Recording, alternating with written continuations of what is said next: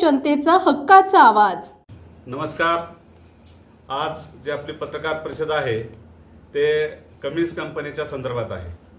गेल्या 8-10 दिवसांमध्ये माननीय कामगार मंत्री सुरेश खाडे साहेब आणि माजी खासदार रणजितसिंह नाईक निंबाळकर यांची एक बैठक झाली होती इरिगेशन बंगल्यावरती आणि त्याच्यामध्ये त्या कंपनीचे सगळे HR हेड सगळे तिथं उपस्थित होते। त्याच्यामध्ये आपण कंपनीला आदेश दिले होते, सुरेश खाडे साहेबांनी आदेश दिले होते की कामगारांचा जो भूमिपुत्रांना मिळणारा जो पगार आहे तो व्यवस्थित मिळाला पाहिजे, कारण तिथं मिळणारा पगार आहे तो 24,000 रुपये आहे आणि ऍक्च्युअली त्या कामगारांना भूमिपुत्रांना फक्त 8 ते 10,000 13,000 असाच पगार दिला जातो।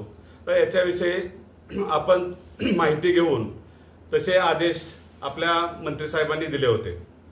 आम्ही त्या मीटिंगला होतो। आमची मागणी तीच होती की तालुक्यामध्ये एवढ्या 10 वर्ष झालं कंपनी येऊन आणि तालुक्यातल्या भूमिपुत्रांना तिथं न्याय मिळाला पाहिजे, त्यांना त्यांच्या हक्काचे पैसे मिळाले पाहिजेत।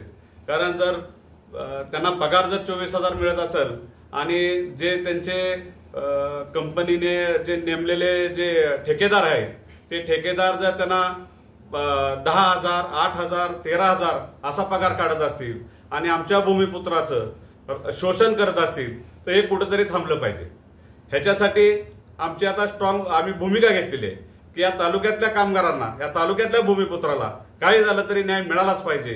याच्यासाठी आम्ही आता कंपनीला परवा पण एक कामगारांची हे होती, महेंद्र कंपनी म्हणून जे आहे त्याची सुद्धा भरती होती। त्या भरतीमध्ये सुद्धा खासदार साहेब आम्ही स्वतः जाऊन की त्यांना कुणाचीही शिफारस न लागता ह्या भूमिपुत्राला त्या कंपनीमध्ये गेलं तर डायरेक्ट त्याच्या मेरिटवर त्याला नोकरी मिळाली पाहिजे, कुणाचीही शिफारसीची गरज लागली नाही पाहिजे, हीच आमची भूमिका आहे। प्रत्येकाला, सर्वसामान्य कुटुंबातल्या माणसाला, तालुक्यातल्या भूमिपुत्राला तिथं गेलं तर न्याय मिळाला पाहिजे। नाहीतर इथं 100 ठिकाणी मुजरे करून जर नोकरी मिळणार असेल आणि ती मिळणारी नोकरी सुद्धा त्याला योग्य मोबदला मिळणार नसेल तर आमची भूमिका कंपनीच्या विरोधात नक्की स्ट्रॉंग राहील।